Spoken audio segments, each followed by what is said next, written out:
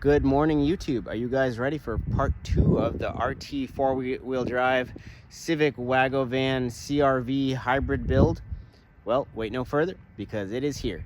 Today we are going to be working on getting the drivetrain figured out for this thing. It's going to require removing the engine from the Civic that I have here.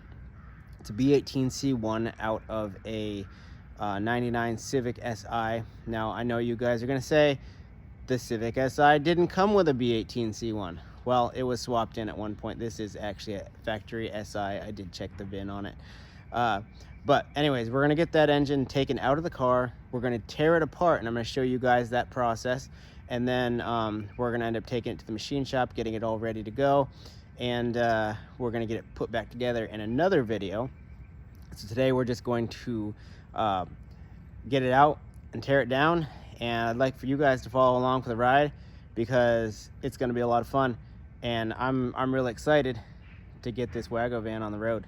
So follow along and make sure you like and subscribe too for more content, because we're going to be putting out a lot more videos in the near future and you don't want to miss it.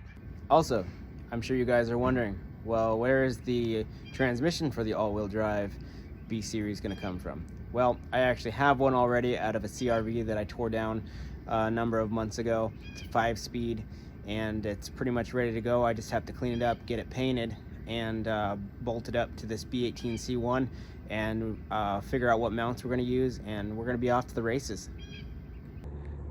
All right, I picked up this 99 or 2000 Honda Civic factory SI yesterday for about $700 plus delivery, and as you can see, she is rough, but you know what, this is going to be a great donor car. There we go.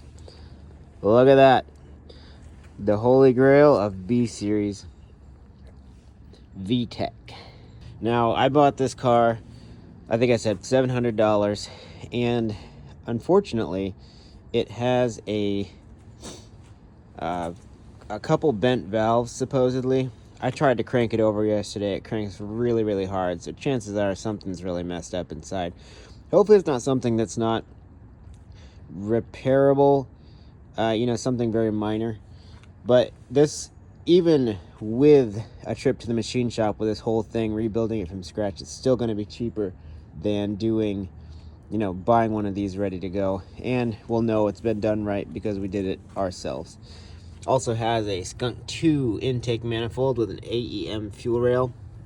This looks like some type of aftermarket throttle body, but I'm not sure. I'll have to look more closely at it, figure out what it is. Nice strut tower brace as well. This thing does have coilovers too, but I haven't dug into it to figure out what they are. So I think it's going to be a great donor car for some really good performance parts.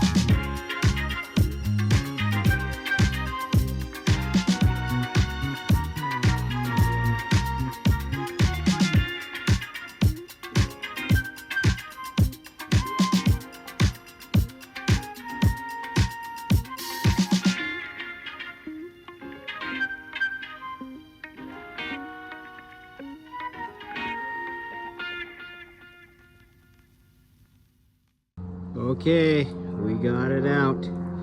Wasn't too bad. Definitely had to mangle that in order to get the nut off. It was really seized on there. But other than that, didn't go too badly. There she is in all her glory.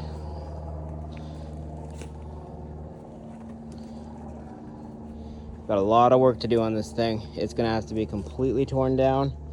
We're gonna do basically a complete rebuild from scratch. But I did actually have this valve cover off yesterday. It actually looks pretty good.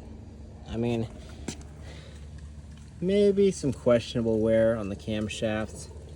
We'll see what the machine shop says. Hopefully it's not a total loss, but that'll remain to be seen.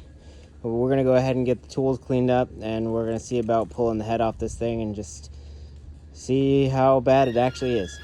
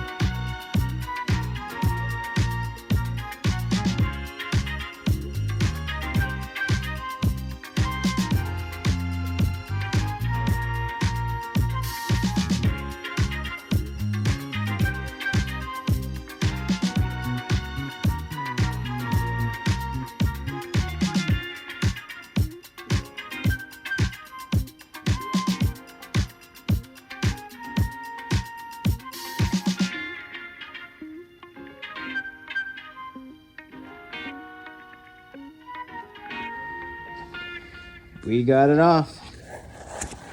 I have not tried to spin the crank yet to see if there's still a binding issue here. But pulled the head, visual inspection. It's not terrible. Look at the head gasket off of here. The mating surface actually looks pretty good. We're gonna take it into the machine shop anyways and have it redone. But it looks good. I have to get my machinist straight edge and feeler gauges under this thing to see if it is flat. And looking here, I can see a couple issues. I can tell you right now that that valve is not seating, so it's probably bent. That one probably is as well. And this one here looks like it might be as well. It's gonna need a valve job for sure. New valves for certain. Now, as for the block, it looks pretty good. The cylinder walls aren't scored that I can see. A little bit of rust there. That's my fault from the other day. There's a little bit of water in the spark plug wells, and thought I cleaned it out, but I didn't. A little bit got in, but that's no big deal. So what I'm going to do is get the rest of this timing belt off and see if I can spin this, and if it spins freely, we have a good chance that there's not going to be a big problem. No matter what, I think it's going to get torn down. We'll see. Of course, if the head is shot, I do have this guy once again. It is ready to go. It's been through the shop already and tested, and it's gotten a clean bill of health. That's where we are with this, and I'll probably go ahead and pull the oil pan off this thing after I try to free this up, and we'll see if it turns over freely, and we'll inspect for any further damage. Thanks for following along.